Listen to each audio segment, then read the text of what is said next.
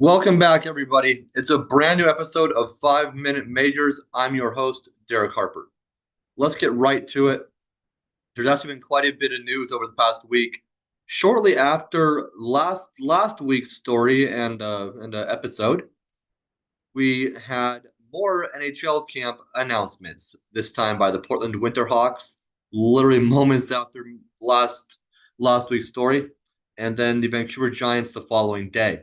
So the Winterhawks and Giants, they have seen a lot of players go to camps, specifically a few players to multiple to the same camps rather. Um, but let's get started with the Portland Winterhawks. Marek Alscher, Jan Spunar, Marcus Nguyen, and Josh Davies are heading to the Florida Panthers. Still quite a handful there. Um, Luca Cagnoni, Sharks draft pick, heading there. Kyle Trzaskowski to the Tampa Bay Lightning. So he'll join Jaden Dureau in that organization. Nate Danielson, Detroit pick, so he'll head to the Motor City. Tyson Jugnoth, Kraken pick, so he's heading just up by 5. James Stefan to the Oilers. Josh Zakreski and Carter Southern to the Philadelphia Flyers. Vancouver Giants are seeing quite a handful. For Ty Haliburton, he's going to the Canucks in the annual Young Stars Classic in Penticton, British Columbia, home of the BCHL's Penticton Vees. Sam Honzek and Jaden Lipinski, they'll head to that classic as well, but for the Calgary Flames. Connor Levis, he's heading there as well, but for the Winnipeg Jets. Tyler Thorpe headed to the Montreal Canadiens. Colton Roberts to the San Jose Sharks, so he'll join the Winterhawks Cagnoni. Mason Leslie, Vegas Golden Knights. Marek Howell, Colorado Avalanche. So a lot of players over the past few weeks have headed to NHL development camps. Those are those. We've also had quite a bit of news. Let's jump around here. The CHL on Wednesday, September 18th, 2024, released their preseason top 10. And honestly, I think this is a bit of a head scratcher for the Winterhawks not being included. I know they've had to make some moves with the overagers that they had, but I think they'll still be a Western Conference title contender, maybe even a league title contender. So a little bit of a head scratcher there. I know they were swept in the WHL Championship Series, but that's probably my biggest snub here.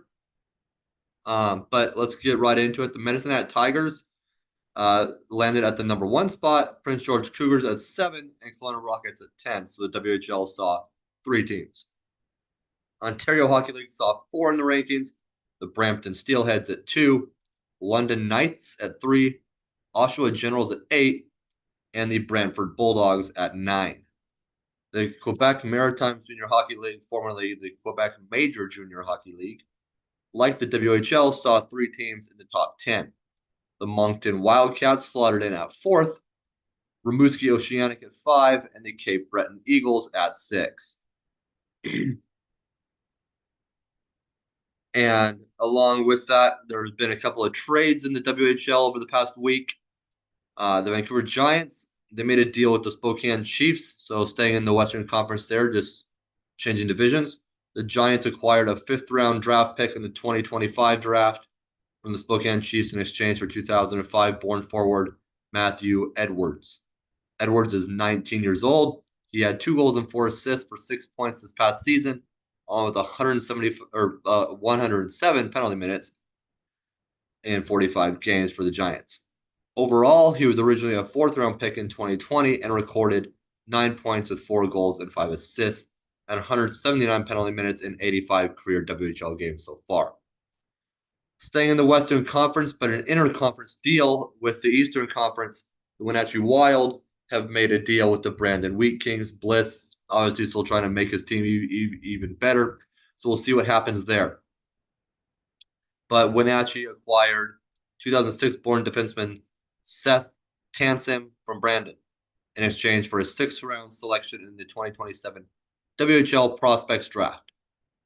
He is a Kelowna, British Columbia native, and he has 2 years of WHL experience. 93 appearances, and he has 11 points over a stretch with both Brandon and the Prince Albert Raiders. So we'll see how that goes. It's kind of interesting in that Bliss has made a lot of deals with the Eastern Conference. Obviously, he didn't want to keep Savoy and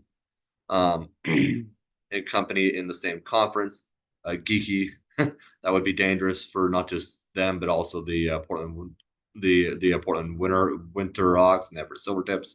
So I think I think Wenatchee will get even better. I think the Western Conference, specifically the U.S. division, will be very fun to watch over the next few seasons. So we'll see what happens there.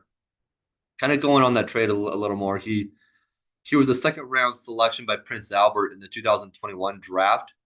He landed in the WHL following a successful 3-year run in his hometown with Rink Hockey Academy in the Canadian Sports School Hockey League. Very highly thought of, uh, very talented league up there before they really hit the major junior circuit. And he was a star on the blue line for those teams that he played with in the CSSHL with both his under 15 and under 18 teams. So that's the news for this week. We'll see what happens there.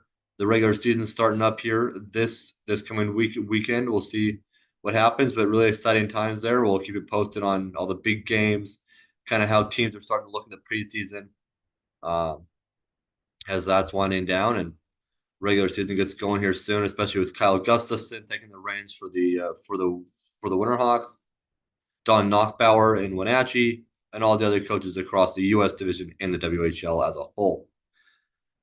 So, as we launch into the WHL's regular season, a lot of excitement to be had. Landon Dupont, obviously, with the Everett Silvertips, very, very exciting.